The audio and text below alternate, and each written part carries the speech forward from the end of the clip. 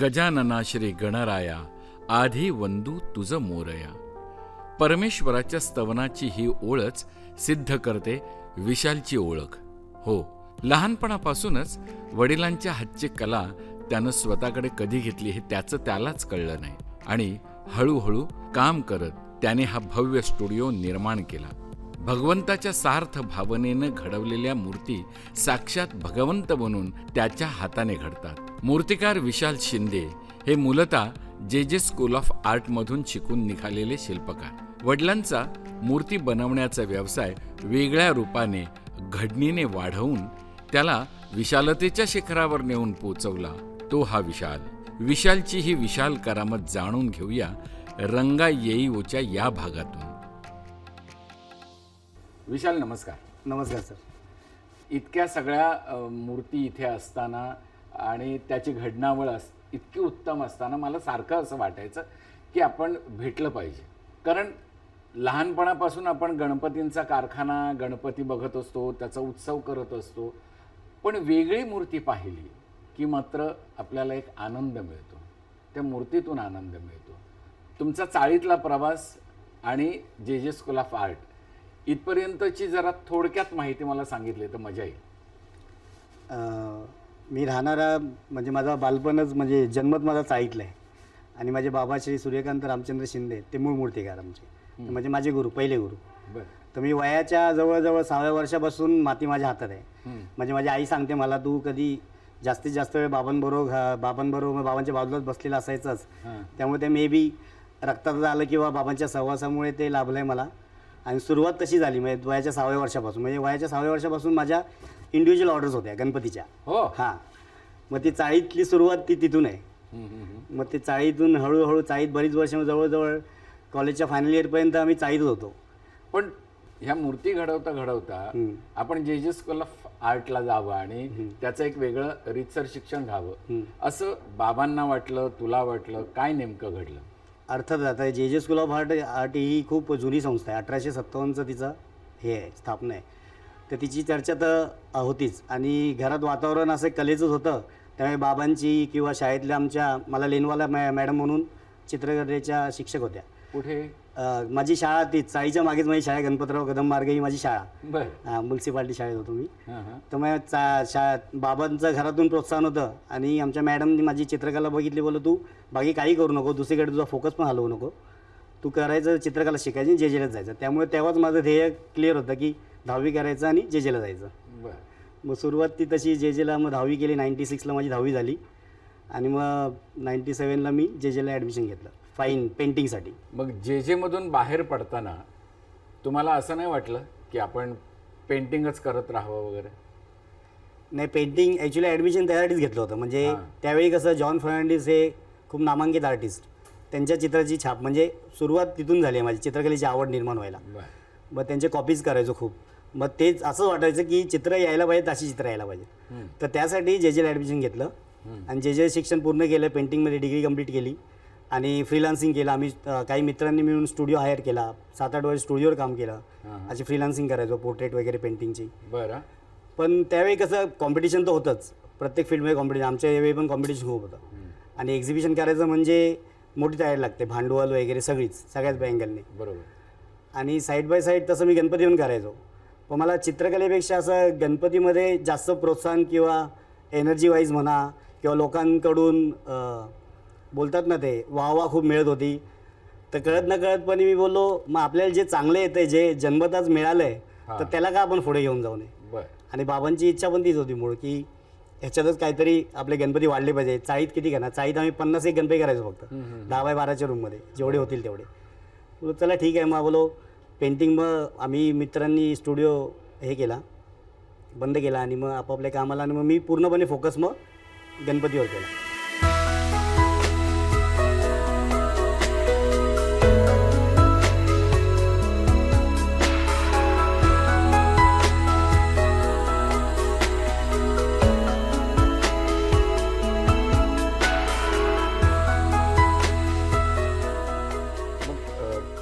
जेचं शिक्षण घेत असताना तिथे तुझ्या कामाचं काही वेगळ्या पद्धतीने सरांनी मार्गदर्शन करणं किंवा ॲक्नॉलेज करणं, असं आपण म्हणतो की हे चांगलं आहे तुझं, तू हे कर, असं करून पोर्ट्रेट करण्यासाठी काही पुढे नेलं नाही किंवा माती कामामध्ये पोर्ट्रेट करावं याच्यासाठी काही तिथे कोणी प्रोत्साहन नाही दिलं? नाही दिलं. आमचे सर म्हणजे थर्ड इयरला माझे श्रीकांत जाधव सर, परत फायनल इयरला अर्जुन वाडे सर, ते पोर्ट्रेटमध्ये मास्टर होते खरे.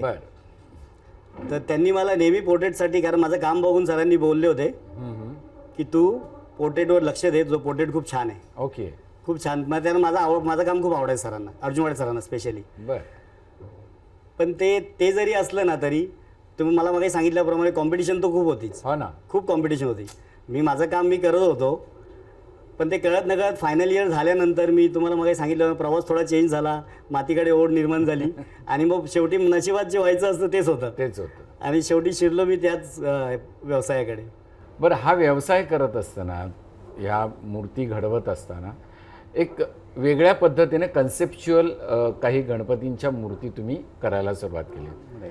तर त्याच्यामध्ये तुम्हाला नेमकेपणा कुठे जाणवला की आपण आता याच्यामध्ये करायचं जे लोकांना भावायला लागलं?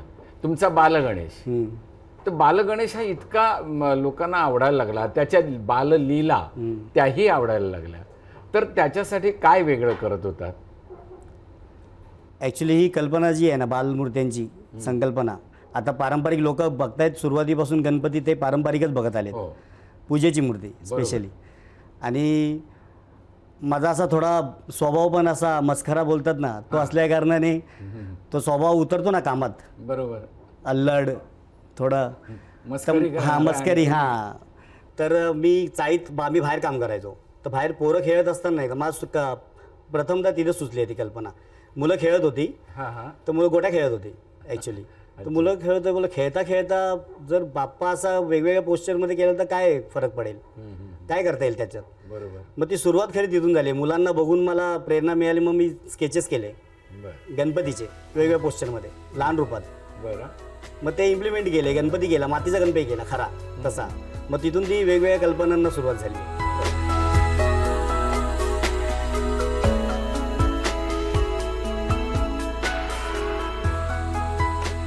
लोकांनी अशा मूर्त्या कधी पाहिल्याच नव्हत्या ना, मला गणपती असाही असू शकतो. मग तो गणपती अक्षरशः उचलून घ्यावासा वाटला लोकांना. मला अशा पण प्रतिक्रिया आल्या की आम्ही तुमचे गणपती बुडवले नाहीत, अजून विसर्जन केलेले नाही आहेत. म्हणजे ते आपल्यासाठी मोठी पोचपावती होती ना. म्हणजे आपला कुठेतरी आपला फ्लो व्यवस्थित चाललाय, म्हणजे आपलं काम लोकांपर्यंत पोहोचेल. हो. म्हणजे मी तुमच्या अनेक मूर्ती बघितल्या, तर त्याच्यामध्ये गणपती हसतानाही दिसतो, त्याच्या गालाला खळी पडलेली आहे. मुळात तुम्ही ज्या मूर्ती घडवताय त्याच्यामध्ये हत्तीचं तोंड जर त्या बाळाला लावलेलं असेल तर ते कसं दिसत असेल हे तुम्ही व्हिज्युअलाइज करून दाखवलेलं आहे, आणि ते मला वाटतं जास्त महत्त्वाचं आहे. तर त्याच्यामधल्या काही कन्सेप्ट्स आहेत, तर त्या सुचलेल्या आहेत. हत्तीचं मुख घेतलेलं आहे, तर ते लावताना तुम्हाला काय वाटत होतं? पण त्याला मुकुट नाहीये. नाही, मुकुट नाही. ते वाचनात आलं होतं की आपण बघत पण असतो ना, म्हणजे लोकांना माहिती आहे ते गणपतीचं शिर जे आहे ते हत्तीचंच आहे. मी ते वेगवेगळे प्रयोग करत होतो, त्यामुळे मला असं डोक्यात आलं की गणपतीचं शिर जे हत्तीचं आहे ते आपण हत्तीचं आता लोकांनी चित्रच बघितलेत किंवा स्कल्पचर्स बघितले जुन्या मंदिरातले. बरोबर. मला आपण मूर्ती स्वरूपात आणून बघूया काय वाटतं. तर मी 2010ला पहिल्यांदा गजमुख केला. आमच्या घरचीच मूर्ती केली, दुसऱ्यांवर एक्सपेरिमेंट करायला नको, म्हणजे आमच्या घरचीच मूर्ती केली. आणि ती एवढी प्रचंड फेमस झाली, कारण 2008ला फेसबुक नुकतंच लॉन्च झालं होतं आणि तोपर्यंत हळूहळू लोकांना फेसबुकची सवय लागली होती. मग 2010ला मी जेव्हा अपलोड केले गणपती आणि त्यात गजमुख एवढा हिट झाला ना, त्याच्यानंतरचा प्रवास मग खूपच फास्ट झाला माझा.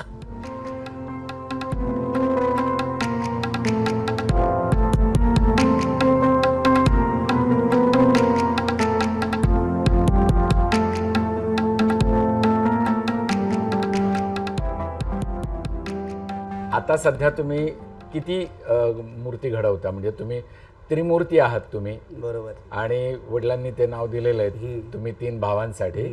तर या कारखान्यामध्ये साधारण किती मूर्ती बनवता तुम्ही? मी आता कसं मी मग सांगितल्याप्रमाणे पहिले चाळीत आम्ही 10x12च्या रूममध्ये 50-54 एवढेच गणपती व्हायचे. बरोबर. मग जसं 2012ला आम्ही बाहेर पडलो, वर्कशॉप घेतलं, पहिले कारखाना घेतला, ते तिथे आम्ही सुरुवातीला वाढायला लागलं, कारण त्यावेळी गणपतीचं मातीचं प्रमाण वाढत होतं. म्हणजे लोक अलर्ट व्हायला लागली होती की मातीचीच मूर्ती बसवायला पाहिजे, मातीचीच मूर्ती बसवायला पाहिजे. मग त्यामुळे आम्हाला गणपतीची मागणी पण खूप होती. मग सुरुवातीला बाहेर पडलो 120, मग 140 झाले, 180 झाले, 200च्या वरती आकडा गेला. पण व्हायचं कसं, मी पेंटिंगची डिग्री केली आहे, पण मला कामानंतर यायला लागली स्कल्पचरची फ्रीलान्सिंग. बरोबर. मग 12 महिन्याचा आपला कॅलेंडर, तर 6 महिने 5 महिने आपलं फ्रीलान्सिंग, आणि मग उरलेला जो काळ आहे आपल्या हातात मिळतोय गणेश चतुर्थीपर्यंतचा. कारण चतुर्थीची तारीख माहिती मागे पुढे करता येत नाही. बरोबर. मग त्याप्रमाणे प्लॅनिंग व्हायचं पूर्ण. अच्छा. मग एवढ्या काळात आपल्याला 200 मूर्त्या जमतील, 250 मूर्त्या जमतील, 300 होतील, तर तेवढ्याच करत होतो मी. तर आतापर्यंत जास्तीत जास्त मी 275च केलेत.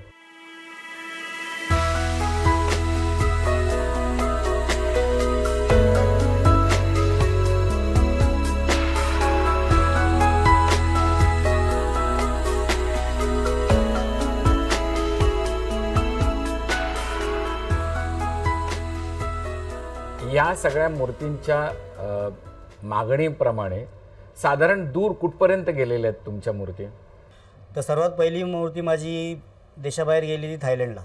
थायलंड. हां, थायलंडचं म्हणजे आता सोशल मीडिया एवढा स्ट्रॉंग झाला आहे त्या काळात पण आणि आत्ता पण, की पहिल्यांदा मला फेसबुक थ्रू त्यांनी कॉन्टॅक्ट केला. ते आले होते एकदा स्टुडिओला व्हिजिट दिली त्यांनी 2017ला, आणि 2018ला माझी मूर्ती पहिल्यांदा ते थायलंडला घेऊन गेले. ती मूर्ती पण इंटरेस्टिंग होती. म्हणजे त्यांचं ते हत्ती, त्यांचं मला वाटते दैवत आहे. हां, तर त्या हत्तीवर बसलेली बालमूर्ती होती, आणि त्या हत्तीच्या आपला गणेशाच्या हातात त्यांचा थायलंडचा झेंडा होता. त्यांना खूप आवडली ती मूर्ती. मग त्यांनी ती खूप ॲप्रिशिएट केली. आणि त्याच्यानंतर माझी मग एक ऑस्ट्रेलियाला गेली. पण आता परदेशातून पण मागणी आहेच, पण ते थोडा मातीचे असल्याकारणे त्या दोन्ही माझ्या गेल्या, त्या पर्सनली ते लोक घेऊन गेले होते मूर्त्या. आता सगळे विचारत आहेत कुरिअर म्हणजे तुम्ही ट्रान्सपोर्ट करू शकता का? मग त्यावर थोडं चालू आहे अभ्यास. बरं.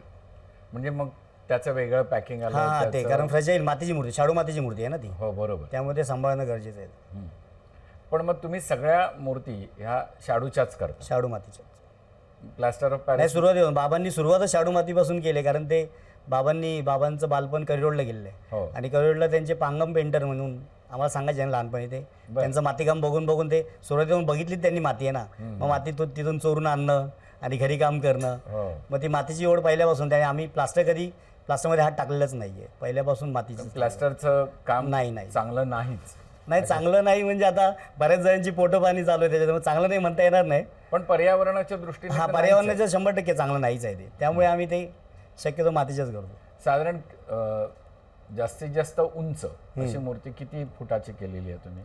पहिले आम्ही चाळीत होतो तेव्हा 4 फुटापर्यंत मातीच्या मूर्त्या केलेल्या आहेत. पण नंतर हळूहळू जसे वाढायला लागल्या मूर्त्या, कारण हे कसं पूर्ण अंगमेहनतीचं काम आहे. आणि जरी मी काम करत असतो, मला मूर्ती जागेवरच मिळते. पण मातीची मूर्ती 1 फुटाची असू दे, नाहीतर 1.5 फुटाची, 2 फुट, 4 फुटाची, वजनाची असते खूप ती. मग ते मुलांना पण शेवटी त्रासच आहे ना तो मूर्ती उचलून माझ्यापर्यंत आणणं. मग त्यासाठी आम्ही हळूहळू हाईट कमी केली गणपतीची. बरं. एक 1.5 फूट ॲव्हरेज हाईट, म्हणजे घरात घरगुती मूर्ती जवळजवळ 1.5 फुटाची असते. एक विजिबल असते प्रॉपर, छोटी ना मोठी. मग 1 ते 1.5 फुटापर्यंत आमच्या मूर्त्या असतात.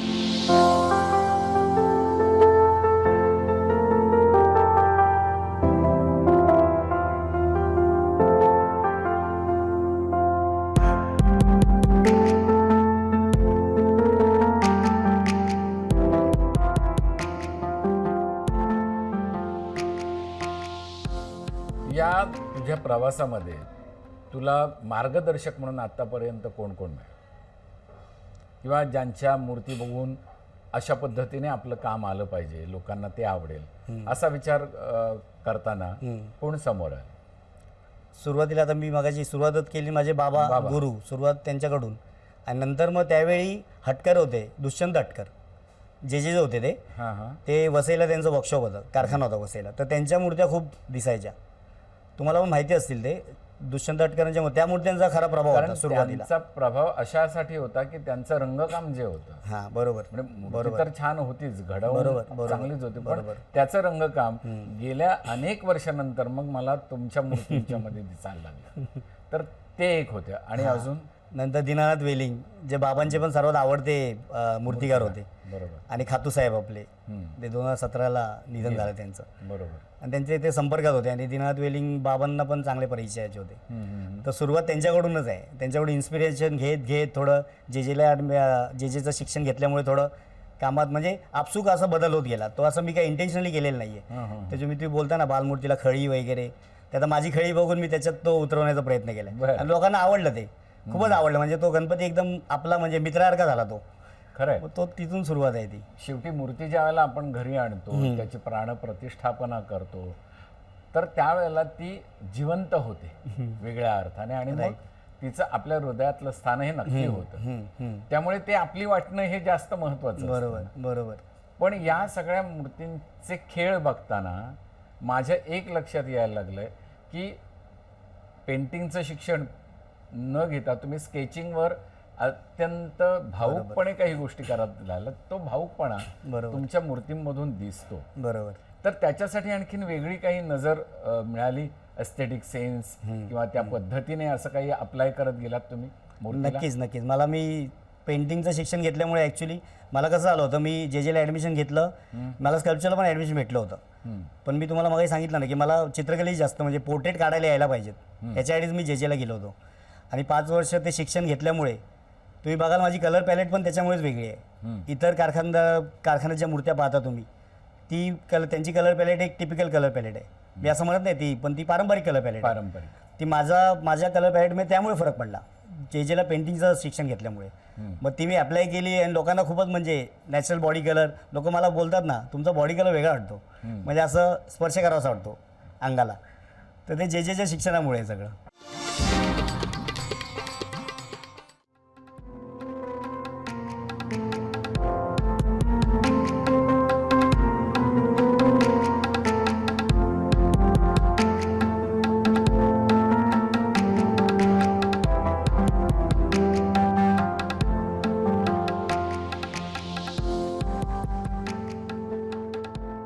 तर मी तुम्हाला मग काही सांगितल्याप्रमाणे फर्स्ट टाइम मला जेव्हा गोट्या खेळताना पोरं दिसली चाळीत, ते तिथून उगम आहे बरोबर. कॉन्सेप्च्युअल मूर्त्यांचा. हो.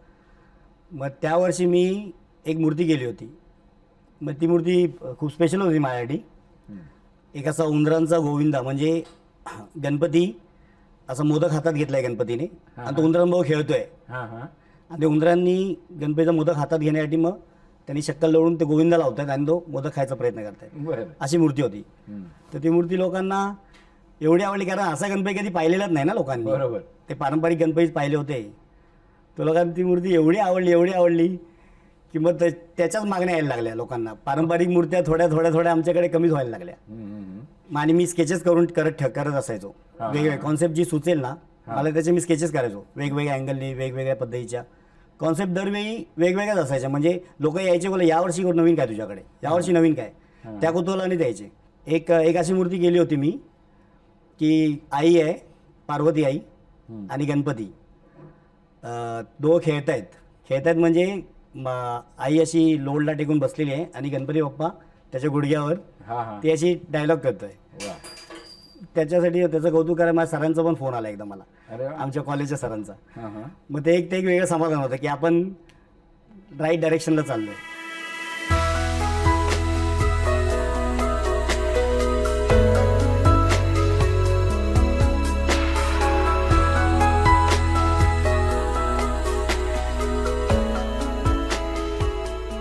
आता त्याच्यानंतर मोदक खाणारा, आणि मोदक इतके खाल्लेले आहेत की तो दमलाय मोदक खाऊन, आणि त्या मोदकाला टेकून बसला. असाही एक तुमचा गणपती पाहिलेला आहे. हो, ते माझे मित्रच आहेत ते, ज्यांची मूर्ती होती ते महाडेश्वर म्हणून. तर त्यांना नेहमी असा खाता पिता गणपती लागतो. गणपती असा दष्टपुष्ट. बर. तर त्यांना मी त्यांच्यासाठी ती कॉन्सेप्ट केली होती. मग त्यांनी जेव्हा ती मूर्ती पाहिली ना, जेव्हा पूर्ण मातीकाम झाल्यानंतर, त्यांनी मिठीच मारली मला. खुश झाले, बोलो मला मनासारखी मूर्ती दिलीस तू. म्हणजे माझ्यासारखी, ते पण असे गणपतीसारखेच आहे, थोडे असे बोने आणि असे. तर ते एवढे खुश झाले, बोलो माझ्या मनासारखी मूर्ती दिलीस तुम्हाला. आणि त्याच वर्षी मी 2018ला सेम एक मूर्ती केली होती. म्हणजे गाईचं वासरू दाखवलं होतं एक, आणि ते गाईचं वासरूच्या बाजूला मूर्ती बसली आहे, बालमूर्ती. आणि त्याची ती असं चाटतंय त्याला. ते चाटल्यामुळे त्याचं गाल पण गणपतीचं असं वर आलंय आणि तो असं मिश्किलपणे गुदगुल्या होतात त्या गणपतीला. तर ती मूर्ती गुजरातची होती. एक पटेलभाई म्हणून माझे मित्र आहेत माझे. तर त्यांना जेव्हा ते म्हणजे सरप्राईज होतं त्यांच्यासाठी. ते दरवर्षी येतात, तुम्ही विशालभाई तुमको जो करना है करो, मेरे को अच्छा गणपती दो. तर मी ती जेव्हा मूर्ती मातीकाम झालं तेव्हा त्यांना जी पाठवली पहिल्यांदा, तर विशालभाई ये गणपती को विसर्जन नाही करणे वाला, असे किती लोक भेटले की ज्यांनी गणपतीची मूर्ती विसर्जितच करायचं नाही असं ठरवलं? जवळजवळ बरेच जण आहेत, म्हणजे ते वेगवेगळे कॉन्सेप्टवाले मूर्ती. आता एक 2017ची एक मूर्ती ती मला आता आणलेली आहे, वाघ पाणी पिताना आणि गणपती पाण्यात खेळतोय बरं. अशी मूर्ती केली होती. वा. तर त्यांनी बघा 2017 आणि आता चालू आहे 2020, तर त्यांना विसर्जन करायची इच्छा झाली नाही, त्यांनी फक्त रिपेंटला पुन्हा घेऊन आलेत ते. मी ह्या अशा मूर्ती घडवत असताना ज्या वेळेला कन्सेप्च्युअल आलंय तर ती कन्सेप्ट येते, म्हणजे एक संहिता येते, नाटकामध्ये असते, स्क्रिप्ट लेखकाने दिलेली असते. बरोबर. तसं एखादं चित्रच डोळ्यासमोर येतं आणि आपण यावेळेला हे कसं येतं? आता ते त्याचे पण वेगवेगळे म्हणजे म्हणजे लहान मुलांना हा हा खेळताना सुरुवात तर बघितलं तशीच तुम्ही. आहे. हा ओके. तशी कधी सुचते, कधी एखादी इमेज बघून सुचते. आता सोशल मीडियावर एवढं काही काही मिळत असतं, दिसत असतं सतत. हो. लोक सोशल मीडियावर ते फार जास्त सोपं झालंय हा ना. सोपं झालंय, इझी झालंय काही ना. लोकांना सोपं झालं, तुम्हाला कठीण हा. झालं. नाही नाही, तसं माझ्यासाठी पण मला पण उपयोग करून घेता येतो ना त्याचा. हो. बऱ्याचशा इमेजेस बघून पण सुचतं कॉन्सेप्ट त्या. बर. मग जुनी चित्र आहेत, जुन्या चित्रकारांनी चित्र केलेली आहेत, काही स्कल्पचर्स आहेत त्यांचे, ती स्कल्पचर्स बघून सुचतात की याला सोंड लावली तर हा गणपती खूप इंटरेस्टिंग होऊ शकतो. ओ. कारण त्या काही पोस्चर्स अशी असतात ना की जी रेग्युलर पोस्चर्स नसतात. मग ते तशामध्ये प्रयोग करून मग स्केचेस करतो, कारण स्केच केल्यावर कसं ना एक आयडिया येऊन जाते की फायनल आउटपुट कसं येईल, बर. गणपती कसा दिसेल, कंपोज कसा करता येईल. मग त्या पद्धतीने सुरुवात करून करून करून करून मग ते एक कॉन्सेप्ट उभी राहते आणि मग ती कॉन्सेप्ट एक्झिक्यूट करणं तो एक महत्त्वाचा पार्ट आहे सर्वात. कारण ते एस्थेटिकली म्हणजे कसं लोक काम करतात खूप, हा. प्रत्येक आर्टिस्ट काम खूप करतात, पण ते कुठं थांबायचं ना ते नेमकं कळायला पाहिजे. बर.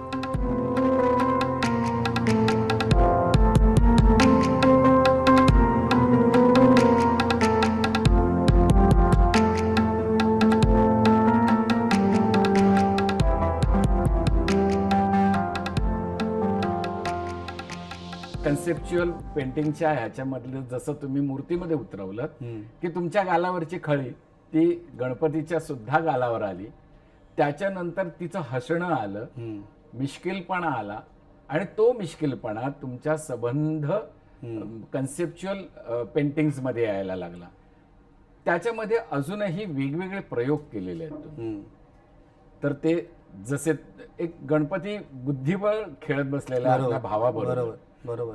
त्याचं सांगा जरा मला, कारण तो बुद्धीची देवता आहे आणि तो बुद्धिबळ खेळतोय, ही कन्सेप्ट त्याच्यावरचा विचार कसा झाला होता? नाही माहिती, असा सहज आलेला विचारच आहे तो. मी बोललो ना काही काही कॉन्सेप्ट सहज सुचलेले आहेत, काही काही इमेजेस पाहून सुचलेले आहेत. तर ती कॉन्सेप्ट अशी सहज आली होती की मी स्केच केलं होतं त्याचं की बुद्धिबळ खेळताना दोघं भावंड. माझ्या तुम्ही कॉन्सेप्ट बघाल ना दैनंदिनच आहेत, जास्त असा एक्स्ट्रा विचार केलेला नाही आहेत. तर ती बुद्धिबळ खेळताना बोलो कशी कशी एक्झिक्यूट करता येईल. मग तिचं स्केच बऱ्याच 2-3 प्रकारे स्केच केलं आणि मग ती तुम्ही जी पाहिली ना मूर्ती की असा लोडला टेकून विचार करतो म्हणजे खूप, आणि गणपतीने अशी काहीतरी चाल चालली की मला तो असं वाटलं विचार काय हा. करायचा. नाही नाही, गणपती ज्या पोस्टर मध्ये बसलाय हो, हो. की माझी चाल खेळलो आता तू तुझं बघ, आणि तो कार्तिकला विचार करायला लावलाय त्याने. हो. हा, मग ते तुम्ही पूर्ण चित्रात तुम्हाला ते दिसेल, मग तुम्ही पण इन्व्हॉल्व्ह होता बरोबर. त्याच्याबरोबर. मी माझं काम वयाच्या 5-6 वर्ष असताना हे काम चालू केलं आणि 16 वर्षी मी पहिला घरचा गणपती केला आणि तिथून ही परंपरा चालवलेली माझ्या विशालने. घरचा गणपती केल्यानंतर आस्ते आस्ते माझं काम वाढत गेलं, वय वाढत गेलं आणि त्याच्यानंतर मी माझ्या चाळीमध्ये गणपती बनवायला लागलो. मग चाळीमध्ये काम करता करताना मागण्या वाढत गेल्या आणि नंतर आस्ते आस्ते माझं काम वाढत गेलं. मुलाला शिकवत गेलो आणि आस्ते आस्ते मुलगाने काम पुढे नेलं आणि आता त्याने स्टुडिओ उभारलेला आहे आणि त्याचं काम आता चांगल्याप्रकारे चाललेलं आहे. हे मला अभिमान वाटतो.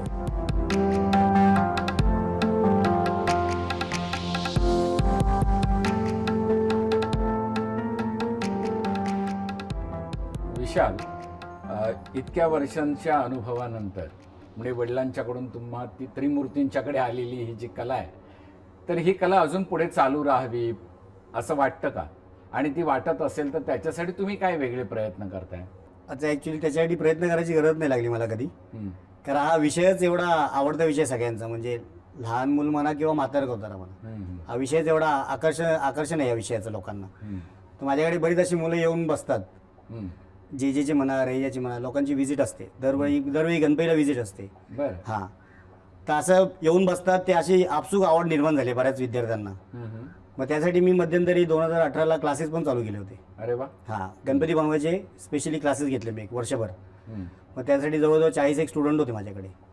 मग त्यातल्या त्या गृहिणी पण होत्या, काही काही लहान मुलं होती, लहान म्हणजे 12वी नंतरची. हम्म. परत काही काम करणारे कर्मचारी होते. हम्म. आणि मग अशातल्या बऱ्याचशा विद्यार्थ्यांनी मग नंतर पुढे जाऊन थोडी प्रॅक्टिस करून हम्म. स्वतःचे कारखाने पण उघडलेत. अरे वा. मग ती परंपरा आता सुरू आहे.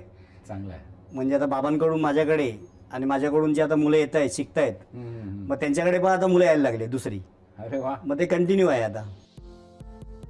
त्रिमूर्ती आर्ट्स शिंदे कुटुंबातले हे 3 शिलेदार.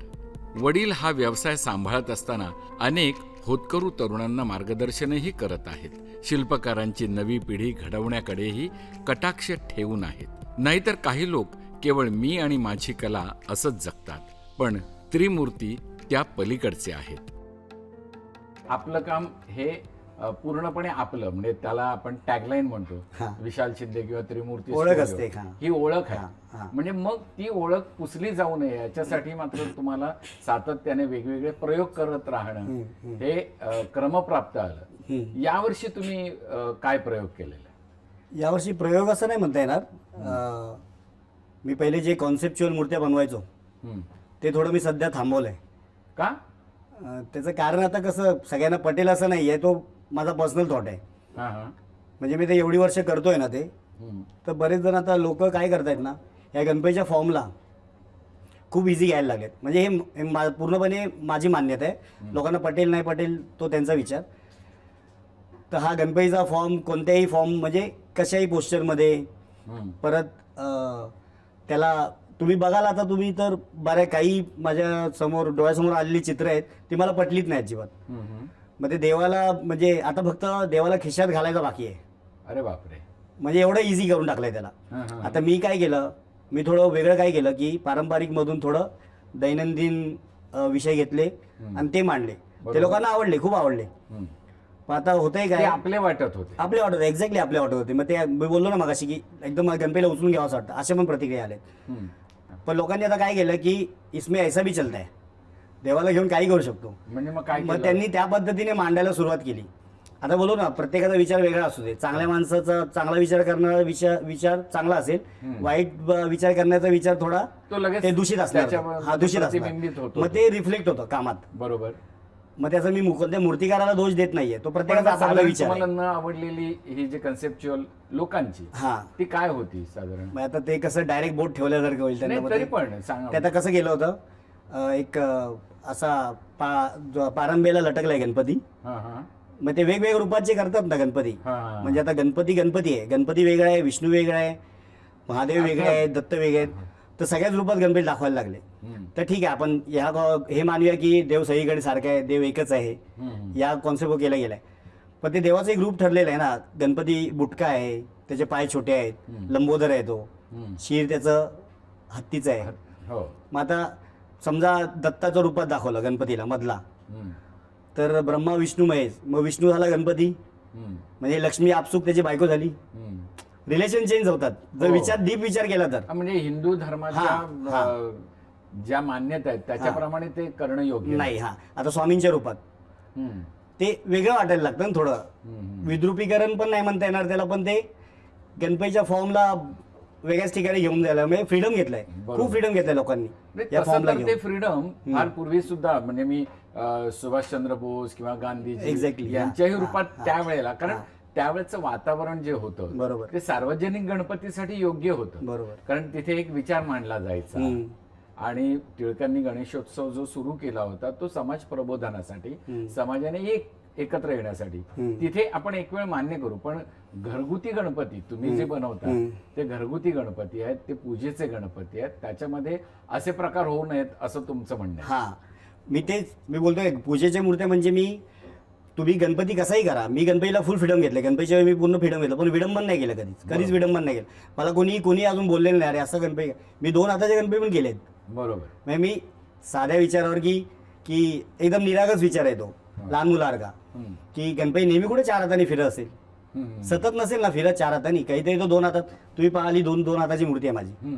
तो उलट जास्त सजीव वाटतो. हम्म. खरंच येऊन बसलेला आता तो रंगलेला नाहीये, रंगल्यावर तर आणखीन सजीव वाटेल तो. बरोबर. आता तुम्ही जे मगाशी बोलले ना की ते म्हणजे त्यावेळी वातावरण चालू होतं स्वातंत्र्याचं, हो. ते मला वाटते लालबागचीच मूर्ती गेली होती, हो. गांधीजींना सोंड लावली होती, हो, बरोबर. तो चर्चेचा पण विषय झाला होता. हम्म. मी बोललो ना तो त्यांचा विचार आहे हम्म. आणि हा माझा विचार आहे. मी त्या पद्धतीने मूर्त्या बनवत असतो. बरोबर. वेगवेगळ्या संकल्पना राबवून रंगकाम आणि नैसर्गिक रंगातून मूर्ती साकारताना वेगळी दृष्टी विशाल शिंदे यांना लाभली आहे. पुढच्या वर्षीसाठीची मूर्ती आत्ताच राखून ठेवली जाते आणि दसऱ्यानंतर तर कुठलीही ऑर्डरही ते स्वीकारत नाहीत. इतका वक्तशीरपणाही उद्योग म्हणून विशाल शिंदे सांभाळतात.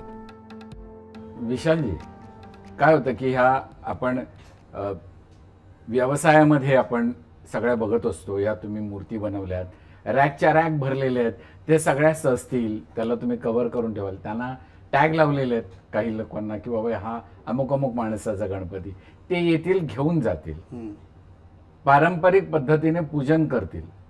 तुमच्या इथले हे सगळे रॅक रिकामे व्हायला लागतात, त्यावेळची तुमची भावना काय आहे? आणि शेवटचा गणपती ज्या वेळेला तुमच्या वास्तूतून निघून जात असतो आणि 7-8 महिन्याची ही मेहनत असते, बरोबर. त्यावेळेला तुमच्या भावना काय असतात? आता 6 महिने आम्ही जे काम करतो तर प्रत्येक मूर्तीचा संवाद आम्हाला झालेला असतो. प्रत्येक मूर्ती जागा माहिती असते, प्रत्येक मूर्ती कुणाकुणाची आहे ते तोंडावर नावाली असते, अरे याची महाडेश्वरांची मूर्ती काढ, गोखलेंची मूर्ती काढ. तर त्यामुळे 6 महिने आमच्याकडे खरा गणेशोत्सव चालू असतो वा. त्यावेळी. आणि जेव्हा गणपती जातात इथून, शेवटची मूर्ती जाते आणि आम्ही प्रत्येक ही मातीची मूर्ती असल्या कारणाने मूर्ती घरी पोचेपर्यंत आम्हाला टेन्शन असतं थोडं. म्हणजे त्यांना प्रत्येकाला आम्ही सांगतो की मूर्ती पोचली की फोन करा, सुखरूप आहे. वा. मग शेवटची मूर्ती जेव्हा जाते त्यावेळी आम्ही खरं समाधानी. आणि होतं काय की मगाही बोललो ना की 6 महिने आमच्याकडे गणेशोत्सव असतो आणि जेव्हा शेवटची मूर्ती जाते तेव्हा इथे अनंत चतुर्थीसारखं वातावरण असतं. बापरे. समजलं ना तुम्हाला? म्हणजे पूर्ण शुकशुकाट असतो. हो ना. त्यामुळे 10 दिवस आम्ही इथे फिरकतही नाही, फक्त पूजा दिवाबत्ती करायला 10 दिवस फक्त आम्ही इथे येतो, 10 दिवस कारखाना मोकळा असतो. बर. या 10 दिवसानंतर गणपतीचं हे जे वातावरण आहे ते तुमच्याकडे सगळं यथासांग संपलेलं असतं. नंतर मग पुढचे 6 महिने साधारण काय करता तुम्ही? हल्ली तर मी असं ऐकलं की मागे गणपतीच्या ही मूर्तींची ऑर्डर जास्त यायला लागली. हो हो हो हो हे आहे? हो, मागे गणपतीचं खूप आता हे वाढलेलं आहे प्रस्त. कारण आम्ही चाळीत बनवायचो ना, हा. तेव्हा माझ्याकडे जवळ 4-6 एवढ्याच मूर्त्या असायच्या मागे. बरं. मी तुम्हाला 2008-10ची गोष्ट सांगतोय मी. हा, हा. हां. आणि जसं आम्ही बाहेर वर्कशॉप सुरू केलं आणि मातीचं पण प्रमाण, लोक मातीबद्दल इको फ्रेंडली थोडे अलर्ट व्हायला लागले होते. आणि ज्यांना चतुर्थीला गणपती बसवता येत नाही किंवा जाता येत नाही कुणाकडे, मग त्या लोकांनी मागीला बसवणं सुरू केलं होतं. मग तो पण असा ते प्रमाण पण वाढत होतं हळूहळू. हो. मग आता जवळजवळ आता ते 2008 पासूनच्या आता आमच्याकडे जवळजवळ मागीच्या 60 मूर्ती असतात. बापरे. आणि गेल्या वर्षी आता काय झालं होतं, कोविडमुळे बऱ्याच जणांनी गणेशोत्सव शिफ्ट केला होता. म्हणजे मला यावर्षी बसवता येणार नाही मूर्ती विशाल, मी मागीमध्ये बसवतोय. बर. मग त्यामुळे पण ते प्रकार येतात. आणि त्यांना मागीचा उत्सव कसा आहे ना, एक असं आता हा उत्सव खरा पावसात आता आपल्याला लहानपणापासून सवय झाली आहे ती. सवय झालेली. पावसात उत्सव साजरा करायची. पण मागेचा उत्सव कसा आहे ना, एक तर हिवाळा असतो, लोकांना जाता येतं कुणाकडेही, म्हणजे तेवढी रिलीफ असते. म्हणजे कारखाना जरी टाकायचे म्हटले लोकांनी त्यावेळी, तरी कारखान्यात पावसा पाण्यात त्रास नसतो. बर. त्यामुळे तो पण अँगल एक लोकांनी विचार करायला लागलेत आता, आणि ते हळूहळू मागीचं प्रमाण वाढायला लागले.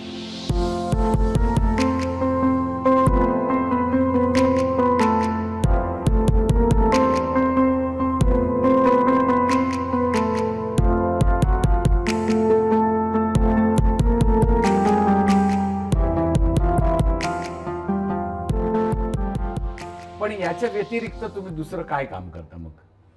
आता गणपती संपले आमचे की सप्टेंबरमध्ये गणपती झाले की एक 10-15 दिवस आम्ही विश्रांती घेतो पूर्णपणे. आणि नंतर मग इतर जी गणपतीच्या दरम्यान आलेली फ्रीलान्सिंग, मी जसं स्कल्पचरची कामं करतो, म्हणजे पुतळे म्हणा किंवा फायबरचे वेगवेगळ्या कॉन्सेप्ट सुचले असतील काही गणपतीच्या बाबतीत, किंवा आपले जे साधू संत होऊन गेलेत किंवा आपले रेग्युलर त्यांचे पुतळे बनवणं हो, हो, आणि हो, त्याचं हो, हो. फायबर मध्ये आउटपुट काढून देणं. हो, गणपतीपर्यंत मग ते काम चालतं आमचं, गणपती पुन्हा जवळ येईपर्यंत. जवळ येईपर्यंत. मग याच्यामध्ये तो अर्थार्जनाचा भाग झाला आणि आपली कला देखील लोकांना त्यातून. तुमच्याकडे अशा वेगवेगळ्या काही कामं आलेली आहेत का? हो आली आहेत ना नक्कीच. त्यातले खूप इंटरेस्टिंग जॉब आला मला. एक शिवाजी महाराज आपण नेहमी बघितलेत कसं पोशाखातच, बरोबर. जिरेटोप, घोड्यावर नाही तर सिंहासनावर. बरोबर. ते कल्पना आली 2014 मध्ये. माझ्याकडे एक मित्र आहे माझा केदार म्हणून, त्याची कल्पना होती ॲक्च्युली ती. नामदेव थोरात म्हणून कराडला एक शिवराज व्यक्ती बाबा आहेत. आहे. हा, एक नामदेव थोरात म्हणजे असीम भक्त आहेत महाराजांचे. तर त्यांच्याकडे ही कल्पना होती की महाराज आम्हाला असे रेग्युलर महाराज नको आहेत. तर त्या केदार म्हणून माझ्या मित्राने भोजनाला बसलेले महाराज करूया ही कल्पना आली. ही कल्पना एवढी ऐकायला माझ्या डोळ्यासमोर लगेच चित्र निर्माण झालं मला. मी स्केच केलं पटकन आणि ते स्केच त्यांना दाखवलं आणि एक छोटं मॉडेल बनवलं त्यांचं. तेवढं आवडलं त्यांना, बोललो आपल्या दुसरं काही करायचंच नाहीये, हेच करायचं. बरं. आणि ते तुम्ही मॉडेल पाहाल ना, जेवणाला बसले म्हणजे जस्ट असे आंघोळ करून आले असतील महाराज, आणि असे निवांत स्वरूपात महाराज कधी कधी कोणी पाहिलेलेच नाहीयेत ना. महाराज आपल्या बरोबर आहेत बरोबर. हे वाटणं जे आहे ते त्या मूर्तीतून घडतं, हे मात्र नक्की. बरोबर. अशा अजून काही वेगळ्या मूर्ती केलेल्या आहेत का आपण? एक गुलबर्ग्याला माणिकेश्वर स्वामी म्हणून आहेत, त्याचा नाही हयात नाही आहेत, पण त्यांचे अनुयायी आले होते मला एकदा स्टुडिओवर 2017 मध्ये. तर त्यांनी त्यांचा पुतळा बनवायची इच्छा व्यक्त केली होती. बरं. नग्न आहेत ते साधू. तर त्यांच्याकडे एकच, फक्त एक खूप दुर्मिळ चित्र त्यांच्याकडे होतं, एकच दुसरं. कारण पुतळा बनवायचा म्हणजे कसं चारी बाजूने चारही अँगलचे फोटो असतील ना, तर खूप सोपं जातं ते. आता ते खूप जुने म्हणजे मला वाटतं 18व्या शतकातले साधू आहेत ते. हो. तर त्यांचे चित्र नव्हतं, एकच फक्त दुर्मिळ चित्र होतं. तो तुम्हाला याच्यावरूनच काम करावं लागेल. बरं ठीक आहे, चॅलेंज होतं थोडं ॲक्च्युली ते. तर ते तुम्ही पाहाल ना, असं रिअलिस्टिक काम आहे. म्हणजे स्टॅच्यू तो, आता युजली स्टॅच्यू कसे वन टोन एकाच कलरचे असतात, एकदा पाषाणात असतात नाहीतर मेटलमध्ये असतात. तर ती मूर्ती जेव्हा तिथे पोहोचली गुलबर्ग्याला, ते जवळजवळ महिनाभर काम चालू होतं. तर लोकांनी अशी मूर्ती पाहिलेली नाही. त्याची त्या मूर्तीची मिरवणूक पूर्ण, तर म्हणजे ते लोक, त्यांची प्रथा आहे ती, पहिले फोटो पुजायचे. मग ती मूर्ती जेव्हा झाली ना, तर मूर्तीची मिरवणूक हत्तीवरून काढली त्यांनी, हत्तीवरूनच काढायचे. मग त्यांची नंतर मला त्यांचे फोन आले की लोकांच्या अक्षरशः अश्रू आले डोळ्यात.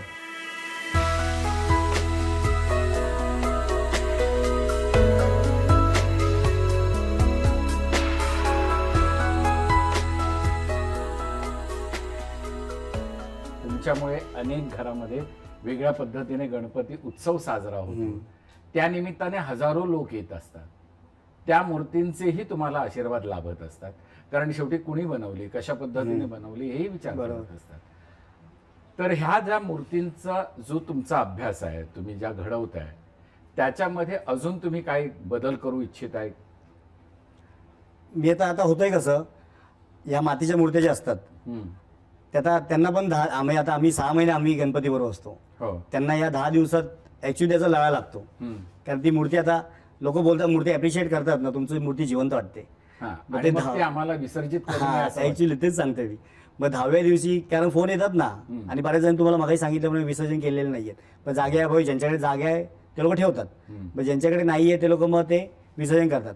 मग त्याच्यासाठी मी आता काय केलंय की त्याच मूर्त्या, ज्या कॉन्सेप्च्युअल मूर्त्या होत्या किंवा सिंपल मूर्त्या, त्याच्या फायबर स्वरूपात, म्हणजे जे कायमस्वरूपी लोकांना त्याच्या घरात असाव्याशा वाटतील, आणि त्या थोड्या मातीपेक्षा थोड्या रिझनेबल पण पडतात प्राइसिंगला, आणि कायमस्वरूपी राहू. हा, म्हणजे कधी तो आयुष्यभर तो आनंद देत राहणार त्या मूर्त्या त्यांना. तर त्या पद्धतीने माझी कामं चालू आहेत. म्हणजे गणपतीनंतर माझं त्याच कामावर जास्त जोर आहे. फायबर मध्ये त्या मूर्ती करायच्या. हो हो हो. अरे वा.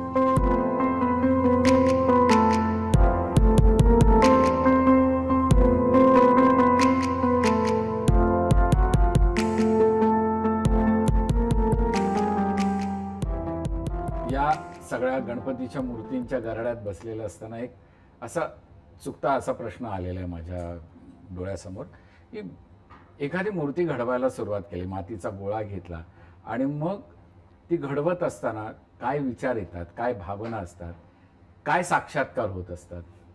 नाही, साक्षात्कार असं नाही म्हणता येणार. कारण आता मी जी मूर्ती बनवतोय ते मी एक कलाकृती म्हणूनच बघत असतो खरं. आणि आता लोक बोलतात ना की त्याची प्राणप्रतिष्ठापना झाल्याशिवाय त्याचा जीव येत नाही. मी ही गोष्ट मानत नाही ॲक्च्युली. आम्ही जेव्हा मूर्ती सुरुवात करतो, मी जेव्हा मूर्ती सुरू करतो तेव्हा ते आपसुक असं तिला जीव आलेला असतो. मग ती जेव्हा पूर्ण होते तर तिची प्राणप्रतिष्ठापना झालीच असते. तेव्हापासूनच सुरुवात झाली असते. मी त्या गोष्टीला मानतो. आणि एक चांगला आर्टवर्क जे, आणि मी जोपर्यंत मी समाधान घेत नाही काम करताना, मी पूर्ण इन्व्हॉल्व्ह होऊन काम करत नाही, हम्म. ते रिफ्लेक्शन जोपर्यंत येत नाही कामात, तोपर्यंत समोरच्याला पण, रसिकाला पण तो आनंद भेटणार नाही. कारण मी मागे सांगितलं ना की प्रत्येकजण आपले विचार मांडत असतो, कोणत्याही कलाकृती, कोणताही कलाकार, म्युझिशियन असू दे, बरोबर. चित्रकार असू दे, मूर्तिकार असू दे, तो आपले विचार मांडत असतो. आपले विचार, जो माझा स्वभाव आहे बरोबर. तो स्वभाव मूर्ती उतरत असतो. करेक्ट. मग ते करत असताना माझं मी इन्व्हॉल्वमेंट, मी पावित्रता मी तेव्हा नाही तर माणूस हा अशुद्ध आहे. मी फक्त त्या क्षणाला पवित्र असतो, कारण तेव्हा फक्त मी आणि माझं काम असतं, बाकी काही नसतं. बर. मग तो फील समोरच्याला आला ना, मग समजायचं आपण, मला चांगली झोप लागणार. वा. विशाल, मातीचा गोळा तुम्ही हातात घेतला आणि मग मूर्ती घडवायला सुरुवात, तर त्याची जी प्रोसेस आहे ती सांगा जरा. म्हणजे आता साचा तर वापरला जातो काही ठिकाणी, पण तुम्ही हाताने घडवता म्हणून ती प्रोसेस. हाती घडवत असताना कसं, मी तुम्हाला सांगितलं की मी अगोदर स्केच करतो. मला जी मूर्ती बनवायची आहे तिचं मी आधी स्केच करतो. मग कसं तुमचं अर्धं काम होऊन जातं. ते तुमच्या डोळ्यासमोर एक रेफरन्स येतो. मग ती कशी रचायची, तर बेसपासून सुरुवात होते. मग एक सिलेंडर बनवला जातो पोटासाठी, मग पायासाठी एक सिलेंडर बनवतात. बर. तसं रचून मग आता मी लहानपासून मातीत काम करत असल्यामुळे ते आपसूक सवय झाली. ते माझ्या हातांना, बोटांना, बर. ते बरोबर डोळ्याच्या ठिकाणी दाबलं जातं. सोंड आपसूक वळली जाते. कान दाबले की कानाचा शेप येतो. तर ती तशी आपसूक, म्हणजे कोण बोलतं ना की तुमच्याकडून घडून घेतं, तसा पण फील आलाय बऱ्याचदा. बर. की सहज घडलं जातं आणि तो देवाचा फॉर्म तयार होतो. मूर्तीकडे पाहिल्यानंतर पहिलं तिचं बाह्यांग दिसल्यानंतर तिला जिवंत होणं हे डोळ्यात असतं. त्याला आखणी म्हणतात. बरोबर. तर ती आखणी करताना, म्हणजे डोळे शेवटचे घडवताना ते सगळं काम तू स्वतः करतो. हो, मी स्वतःच. पण मग त्यावेळेला ते डोळे करत असताना त्याची एक रचना आता निश्चित झालेली हो, आहे. हो. ती अगदी सहज हातामधून रंग घेतला, बुडवला आणि हे होईल. पण तरी देखील त्याच्यामध्ये ते डोळ्यामध्ये जीव येणं, याच्यासाठी काय करतो? आता लोक ज्यांचा गणपती असतो किंवा कोणी कॉमन थॉट आहे तो, की पहिले लोक डोळेच बघतात पहिले. शेवटी आपण संवाद साधताना नजरे भरडवतो तेव्हा संवाद साधतो ना. बरोबर. मग ते अगोदर वाकून माणूस डोळेच बघतो पहिले. मग ती पण आता मनाची तयारी झाली आहे की पहिले सर्वात काम आपल्याला करायचं, तीक्ष्ण काम करायचं ते डोळ्यांवर. वा. हा, ती मानसिकता झालेली आहे. त्यामुळे ते आपसूक ते रंग मला माहिती झालेले आहेत. बरोबर. ते डोळ्यांचा फॉर्म माहिती आहे, त्याला कसं जिवंत करायचं ते पण नैसर्गिकपणे आलेलं आहे. मग असं टेक्निकल, ते सुरुवात टेक्निकल होती, पण आता सहज येऊन गेलंय ते. त्यामुळे ती डोळ्याची सहजता पण समोरच्याला जाणवते, खरंच डोळा गणपती आपल्याकडे बघतोय. वा. मग ती सहज येऊन गेली आहे. त्याच्यासाठी मी आता जास्त वेगळे एफर्ट घ्यावे लागत नाही मला. मग भुवई पण तेवढी सहज करता येते. ॲक्च्युली आता इथं सांगायचं काय की इतर पण डोळे, मी बोललो ना, एक्सप्रेशन, फील घेऊन काम करणं, ते मी काम करताना मी ते खूप करत असतो. त्यामुळे समोरच्या तो फील येतो. आता फक्त डोळे असे कोरणं, म्हणजे आर्टिस्टिकली फक्त कोरणं, भुवईसारखी दाखवणं आणि तो फील घेऊन स्किनवर बारीक लेअर आहे केसांची, तो फील घेऊन अप्लाय करणं. एक चित्रकार तेच करतो. चित्रकार काम करताना तेच करतो, फील घेऊन रंग लावत असतो. बरोबर. मी मूळ चित्रकार असल्यामुळे, मी मूळ मूर्तिकार आहे, चित्रकार नंतर झालो आणि परत मूर्तिकार झालो. बरोबर. मग तो भुवईचा रंग अप्लाय करताना मी तो फील घेतो की आपण गणपतीचे डोळे रंगवतोय आणि ते पण देवाचे डोळे रंगवतोय. आणि ती भुवई कशी असेल, सामान्यांपेक्षा खूप नक्की स्वच्छ असेल, टापटीप असेल, नीटनेटकी असेल. डोळा पण त्याचा कसा असेल, तेजस्वी असेल. मग तो विचार मनात आला ना की रंग पण तेच येतात आणि उतरतही तेच. वा. मग तो डोळा भावतो तसाच लोकांना. भावनेने केलेली कुठचीही गोष्ट आपल्या नजरेत उतरायला लागते आणि ती उतरते तेव्हा ती आपल्या हृदयाचा ठाव घेते. विशाल शिंदे, त्रिमूर्ती स्टुडिओ, त्यांचे वडील सूर्यकांत शिंदे, या सगळ्यांनी मिळून मूर्तीला एक वेगळा आयाम दिलेला आहे. म्हणजे केवळ गणपतीची मूर्ती पूजेसाठी घरी आणायची, उपचार करायचे असे न करता त्यामागे एका वेगळ्या भावनेने, श्रद्धेने या सगळ्या गोष्टी घडू लागलेल्या आहेत. आणि त्या घडण्यामध्ये त्यांचं स्वतःचं योगदान प्रत्येक मूर्तीसाठी फार महत्त्वाचं आहे.